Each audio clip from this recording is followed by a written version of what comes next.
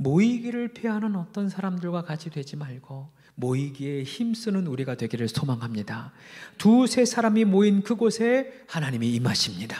두세 사람이 기도에 하나님이 더욱 응답하여 주십니다. 할렐루야.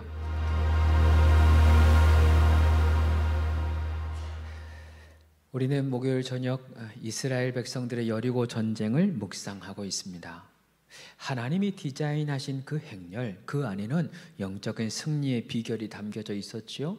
먼저 이 행렬에는 하나님이 함께 하심이 담겨져 있었습니다. 하나님이 우리를 홀려 내버려 두지 않지요. 광야 가운데서나 전쟁 가운데서나 폭풍 속에서나 언제나 하나님은 함께 하십니다. 우리가 가는 길에 하나님의 동행이 늘 있는 것입니다. 더불어 이 행렬은 하나님이 싸우시는 행렬이었습니다. 여호수아가 이제 전쟁을 하기 위해 나아갈 때 하나님의 군대 대장이 그 앞을 가로막았어요. 즉 이 전쟁은 여호수아가 싸우는 것이 아니라 하나님의 군대 대장, 즉 하나님이 싸우신다, 하나님의 전쟁이다라는 거죠. 이제 여호수아가 해야 할 일은 하나님이 싸우실 수 있도록 하나님 앞에 엎드리는 것, 하나님 앞에 순복하는 것이었습니다. 또 한 걸음 더 나아가서 이 행렬은 백성들이 아니라 하나님의 언약궤가 도는 행렬이었습니다.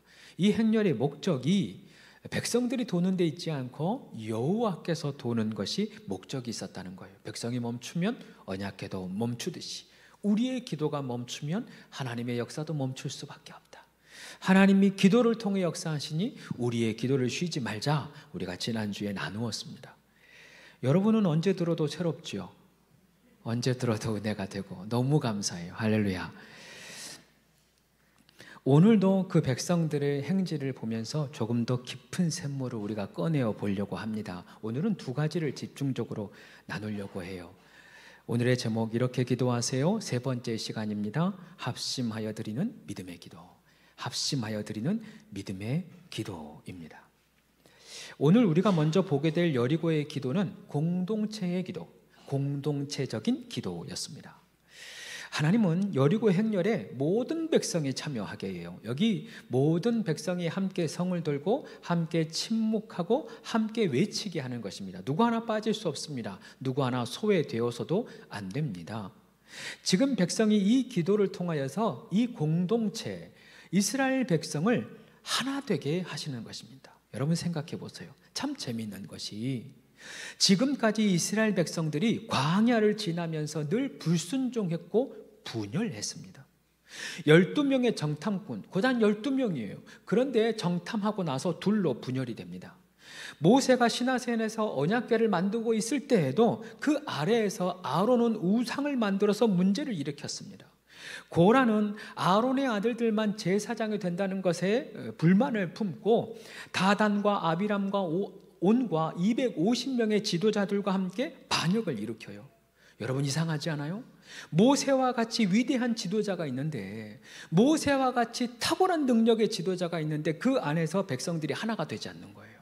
그런데 놀라운 것은 이 여호수아의 리더십 아래서 이스라엘 백성들이 하나가 되기 시작합니다. 단 한 번을 제외하고 모든 백성들이 일치하여 한 목소리로 한 행동으로 하나 되어지는 역사가 일어났단 말이죠. 무엇이 백성들을 일치하게 했다는 겁니까? 하나 되는 기도, 하나 되는 기도입니다. 공동체가 함께 기도하고 공동체가 함께 나아갈 때 백성들이 하나가 그제야 되었다는 거예요. 교회도 마찬가지입니다. 교회의 일치는 탁월한 리더십으로 되어지는 것이 아니라 사실 하나 된 기도, 공동체적인 기도를 통하여 하나가 됩니다. 탁월한 설교, 담임 목사의 탁월한 설교, 성품, 행정의 능력, 미모 다 중요하죠. 다 중요해요. 그러나 가장 중요한 것은 공동체가 함께 드려지는 기도. 우리가 함께 이 시간에 한 마음으로 한 뜻으로 드려지는 이 기도가 교회를 하나 되게 하고 공동체를 하나가 된다는 거예요. 그래서 제 마음에 이 목요일날 드려지는 이 기도의 시간이 얼마나 귀한지 몰라요. 주일의 예배도 물론 중요하지만 너무도 귀하지만 이 공동체가 하나가 되기 위해서는 우리의 기도, 이 기도의 시간이 필요하다는 것입니다. 우리는 이 기도를 통하여 순종을 배워갈 거예요. 기도를 통하여서 공동체가 하나님 앞에 엎드리는 것을 배워가게 될 겁니다. 또 이 시간을 통하여 성령 하나님이 운행하셔서 같은 말, 같은 뜻, 같은 비전, 같은 꿈을 꾸게 하는 공동체 하나가 되는 거예요. 우리 교회가 더욱 기도로 하나 되기를 축복합니다. 예배를 통해 하나 되어지기를 소망합니다. 하나님이 주신 소망, 하나의 소망을 품고 함께 지어져가는 교회, 그것이 우리 교회잖아요. 한소망 우리 교회가 그러한 공동체가 되기를 축복합니다. 뿐만 아니에요. 이 공동체 기도가 중요한 이유는 하나님은 공동체로 존재하시고 또 공동체 가운데 임하시기 때문입니다. 하나님은 삼위일체이십니다. 위격이 세 분입니다. 그러나 그 세 분의 하나님이 하나로 존재하세요. 공동체라는 것입니다. 그리고 마태복음 18장 19절 20절 우리에게 예수님이 말씀하시는 거예요. 땅에서 너희 중에 두 사람이 합심하여 무엇이든지 구하면 하늘에 계신 내 아버지께서 저희를 위하여 이루게 하시리라. 두세 사람이 내 이름으로 모인 곳에 나도 그들 중에 있느니라 말씀하셨습니다. 숫자가 중요한 거 아니라는 거예요. 얼마나 중요한지가 중요한 게 아니라 아무리 연약하고 아무리 부족해도 함께하는 곳, 함께하는 그곳에 주님이 더욱 임하시고 함께 구하는 그곳에 하나님의 기도가 더욱 신속히 응답하신다는 것입니다. 할렐루야. 왜 그렇게 됩니까? 이유가 무엇입니까? 하나님의 약속이 그렇기 때문에 그래요. 이게 공동체의 신비예요. 하나님이 역사하시는 공동체의 신비. 오늘 이스라엘 백성들을 생각해 보세요. 그 안에는 믿음 약한 사람도 있습니다. 성격 모난 사람도 분명히 있습니다. 걸음이 늦는 사람도 분명히 있습니다. 꼭 그때 불평한 사람도 있고요. 분명히 억지로 끌려가는 사람 250명 있었을 거예요. 그런데 함께 걷고 그럼에도 불구하고 함께 기도하고 그럼에도 불구하고 함께 예배하는 거예요. 함께 하다 보니 놀라운 것은 기적은 똑같이 경험하는 거예요. 함께 걸어가다 보니 함께 응답을 받는 거예요. 당신의 기도의 제목이 내가 함께 응답을 받아서 너무 기쁘고 함께 기도하여서 함께 응답받아서 모두 다 동일한 하나님, 동일하게 기적을 베푸시는 하나님, 동일하게 기도에 응답하시는 하나님을 똑같이 경험할 수 있다는 것입니다. 할렐루야. 요즘 많은 신앙인들이 홀로 신앙생활하는 것에 문제가 없다고 생각해요. 지금 온라인으로 예배드리는 분들 너무 죄책감 갖지 마세요. 네, 그런 뜻이 아니니까. 한국교회 트렌드 2026에서는 지난해와 동일하게 똑같은 지표 하나가 있는데 바로 신앙의 개인화입니다. 홀로 인터넷으로 예배를 드리는 걸 좋아합니다. 그리고 미디어를 통해 얼마든지 설교를 듣고 또 큐티를 들어요. 찬양도 너무 좋은 팀들이 많이 있으니까 이런 찬양들을 계속 틀어놓고 본인이 실제로 은혜도 받고 본인이 실제로 도움을 얻어요. 그러나 아이러니하게도 그들에게는 여전히 신앙의 갈망이 있대요. 70%가 똑같이 갈망한다 그래요. 무엇이 문제입니까? 이유가 무엇입니까? 잘 들어보세요. 신앙은 학문이 아니라 삶이기 때문에 그래요. 신앙은 지식으로 성장하는 것이 아니라 공동체를 통해서 성장합니다. 공동체가 힘들죠. 관계가 힘들죠. 관계 쉬운 사람이 어디 있습니까? 관계를 통하여서 그러나 그제야 내가 못하고 내가 문제 있다라는 것을 깨닫습니다. 관계를 통해서 그러므로 말미암아 내가 다듬어지고 관계를 통하여 내 믿음이 성장하고 관계를 통하여 성령의 열매가 그제야 맺히는 거예요. 하나님이 가족과 교회를 만드시고 존재하신 이유가, 존재하게 하는 이유와 목적이 여기 있습니다. 사랑하는 여러분 기억하십시오. 우리는 한 성령 안에서 함께 지어져 가는 공동체입니다. 하나님이 이 공동체를 통해서 나를 빚어가는 거예요.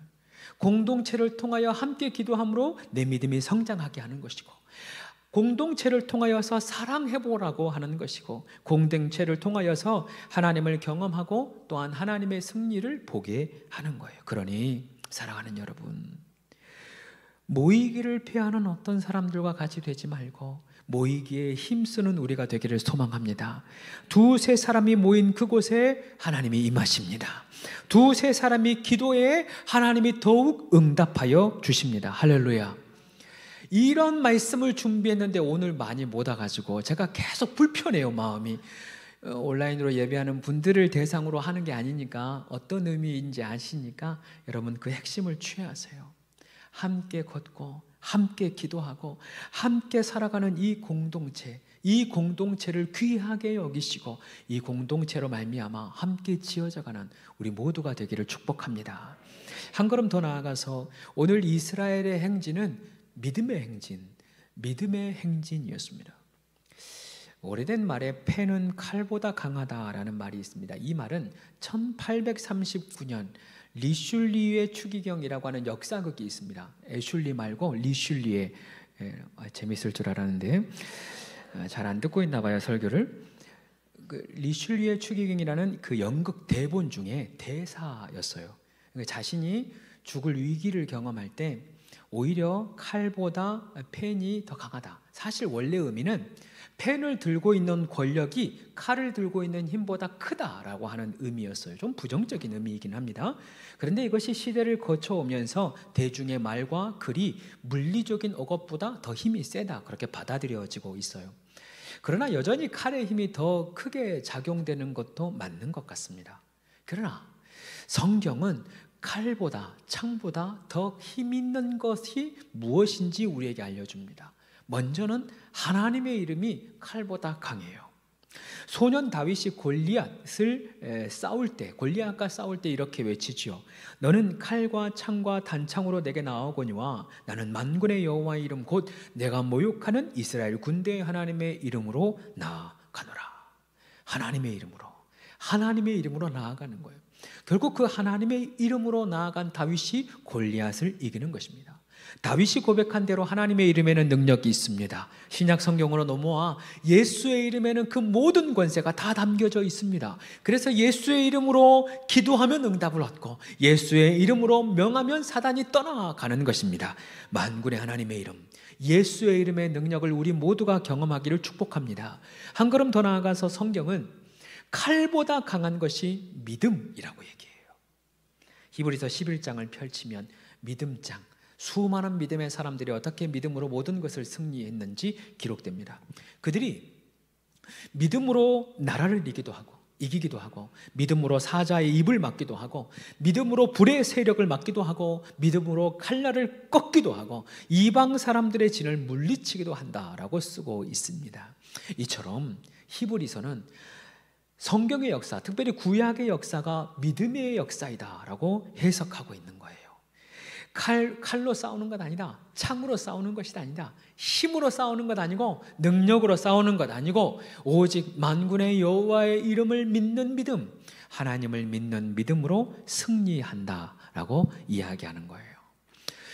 오늘 이스라엘 여리고 전쟁도 마찬가지입니다. 사실 저는 그동안 여리고 사람들이 불평하며 걸었을 것이라고 생각했어요. 다음 주에 나누겠지만 이스라엘 백성들을 침묵시키잖아요. 그러니까 그 안에 불평과 원망이 있었기 때문에 침묵했을 것이다 라고 저는 생각을 했습니다. 그러니까 그 안에 믿음이 없을 거라고 생각을 했어요. 그런데 방금 보았던 히브리서 11장에는 전혀 다른 해석을 우리에게 알려줍니다. 히브리서 11장 30절 이렇게 되어 있어요. 믿음으로 7일 동안 여리고를 도니 성이 무너졌으며, 믿음으로 7일 동안 여리고를 도니 성이 무너졌다. 그러니까 그들이 7일 동안 믿음으로 걸었다는 거예요. 7일 동안, 마지막 날이 아니라 하루 첫째 날부터 처음부터 믿음을 가지고 이튿날도 믿음을 가지고 마지막 날까지 믿음으로 성을 돌고 또 돌았다는 것입니다. 그 믿음을 통하여 하나님이 역사하셨다는 것이에요. 우리도 마찬가지입니다. 우리를 승리케 하는 가장 강력한 무기는 하나님의 말씀이죠. 그리고 그 말씀을 믿는 믿음이 우리를 승리케 하는 것입니다. 소위 꺾이지 않는 마음 말고 꺾이지 않는 믿음이 우리를 승리케 하는 것입니다. 우리가 가장 많이 하는 실수 중에 하나가 지금까지 응답되지 않았다 해서 오늘을 포기하는 거예요. 지난주 서신을 통해 잠깐 나눴습니다. 하나님은 우리에게 언제나 선하십니다. 하나님은 사랑과 은혜가 풍성하시죠. 이것이 아침마다 새롭답니다. 아침마다 새로운 은혜, 아침마다 새로운 선하심을 우리에게 이미 허락해 주시고 평생 영원히 새 날을 주십니다. 그런데 문제는 내가 되지 않았다 해서, 문제가 해결되지 않았다 해서 어제의 감정을 그대로 가져오는 거예요. 어제 해결되지 않았기 때문에 밤새도록 고민했거든요. 염려가 됐거든요. 고통스러웠어요. 그 마음이 아침이 되면 새 은혜로 가득 차야 하는데, 하나님은 새날이라고 말씀하시는데 여전히 그 고통을 가지고 오는 거예요. 물론 문제는 해결되지 않았죠.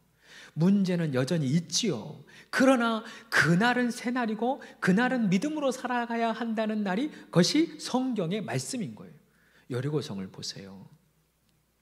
하루를 돌았어요. 벽돌 한 장 떨어지지 않아요. 벽돌 한 장 무너지지 않아요. 그런데 그 다음 날이에요. 불평이 생겼겠죠. 원망이 생겼겠죠. 그러나 이 백성들이 7일 동안 믿음으로 걸었다 했으니 둘째 날에도 믿음으로 걷는 거예요. 셋째 날도 마찬가지예요. 넷째 날도 마찬가지예요. 여섯째 날까지 믿음으로 돌았어요. 그런데 일곱째 날에 오늘은 뭔가 있겠지, 오늘은 뭔가 있겠지 했는데 여전히 똑같아요. 그러면 우리 마음 가운데 상심이 있을 수 있는데 그 마음을 그대로 내버려 두지 말고 그 마음을 믿음으로 바꾸라는 거예요. 불평과 원망의 마음을 내버려 두지 말고 그럼에도 불구하고 믿음으로 걸어야 한다는 거예요. 내 안에 믿음이 있어야 한다는 것입니다. 그렇게 일곱째 날에는 7바퀴를 돌아요. 그냥 7바퀴를 돌았는데 여전히 성이 안 무너져요. 언제 무너집니까? 외치라고 해서 그 외침에 순종할 때. 중요한 것은 우리가 끝까지 믿는 거예요. 이 날이 새 날임을 믿는 겁니다. 이 날이 주님이 주시는 새 은혜가 있다는 걸 믿는 거예요. 변화가 없고 먼지 하나 안 떨어져도, 벽돌 한 장 바뀌지 않아도 여전히 믿고 또 믿는 거예요. 7일 동안, 즉 다시 말해 완전히 이루어질 때까지, 완전한 기간이 찰 때까지 또 믿고 또 믿는 겁니다. 그렇습니다. 우리가 해야 할 일은 믿음으로 걷는 거예요. 아무런 변화가 없다 해서 원망하거나 아무 일 안 일어났다고 해서 실망하는 것이 아니라 믿음으로 7일 동안, 믿음으로 완전한 그날까지 여리고를 도는 것입니다. 우리의 걸음이 믿음의 걸음 되기를 소망합니다. 하나님이 행하실 일을 믿음으로 선포하고 믿음으로 날마다 고백하며 그 믿음의 걸음을 놓치지 않는 우리가 되기를 축복합니다. 말씀 정리합니다. 개척을 하면서 감동되는 순간들이 너무 많죠. 너무 차고 넘치죠. 오늘도 마찬가지입니다. 오늘 여러분들이 이 눈길을 헤치고 온 것이 참 마음의 감동이에요. 지난주 한 권사님과 이런저런 이야기를 나누는데 그런 이야기를 하더라고요. 지금은 이 공간이 예배 초소로 바뀌어졌습니다마는 이 공간을 계약을 하고 여기서 공사하기 전에 우리가 같이 기도하자라고 같이 모였었던 때가 있습니다. 이런 것이 없죠. 전혀 없는 그냥 이 창고 건물 그대로 날 것이었습니다. 그래서 이곳에서 우리가 찬양했어요. 이곳에서 같이 기도했죠. 하나님께서 이곳에서 하나님께 드리는 기도가 응답되게 해달라고, 이곳이 기도의 성전이 되게 해달라고, 기도로 쌓여지고 기도가 응답되어지는 초소가 이곳이 되게 해달라고 많이 기도했죠. 내가 원하는 한 가지 찬양하고 또 찬양했더랬습니다. 그때는 이 공간이 가득 찰 것을 믿었지만 그 믿음이 쉽지는 않았어요. 지난주 알파 때 남선희 집사님이 간증하면서 그런 얘기 했잖아요. 저는 사실 이 공간이 찰 것을 한 2년 정도 좀 길게 봤어요. 오죽 이렇게 이 마음이 조금 여유로웠으면 남선희 집사님이 우리 교회 빨리 부흥되게 해달라고, 절에서는 안 된다고 막 목사가 그걸 사면서 이렇게 기도했단 말이죠. 그런데 너무도 감사하게도 이 공간이 지금은 2부 예배가 가득 찼으니까, 이 예배가 하나님께서 정말 많은 사람들이 보내어 주셔서 충만함 가운데 드려지고 있음이 너무 감동이 되었습니다. 새 가족들이 매도 하나님께서 새 가족들을 매주 보내주셔서 너무 감사하고, 그 새 가족들과 함께 예배할 수 있음이 감사하고, 하나님이 정말 기가 막히게 이 교회를 채워가심에 너무 감사가 되었습니다. 지난주 예배를 드리고 나서 제 아내와 얘기했어요. 하나님이 어떻게 우리 교회를 인도해 가실지 이제는 너무 궁금하다. 여기까지는 내가 예상을 했는데 그 예상보다 되게 빨라졌고, 이제부터는 예상이 안 돼요. 어떻게 돼야 될지 모르겠어요. 예배를 어떻게 늘려가야 할지, 어떻게 우리 하나님이 우리 공동체를 새롭게 세워가실지 예상이 안 됩니다. 하나님이 오히려 기대가 되고 이제는 내 영역을 벗어났습니다. 이제는 제 영역을 한참이나 벗어났습니다. 하나님이 행하실 일들이 더욱 기대가 되어지고 또한 사모함이 됩니다. 이것이 공동체라는 것입니다. 저만 이 바람이 있지 않았으면 좋겠어요. 우리 모두가 교회를 위해 기도할 때 우리 교회가 기도하는 교회, 예배에 승리하는 교회, 말씀이 살아 역사하시는 교회, 그 교회가 되어지기를 기도해 주십시오. 교회 생활은 매우 중요합니다. 신앙 생활이 믿음 생활이요, 믿음 생활이 교회 생활이기 때문에 그렇습니다. 이 모든 게 한 가지예요. 교회가 건강하면 내 믿음이 건강해질 수밖에 없어요. 좋은 교회를 만나면 믿음의 방향이 끝나는 이유가 여기 있습니다. 우리 교회가 좋은 교회 될 수 있습니다.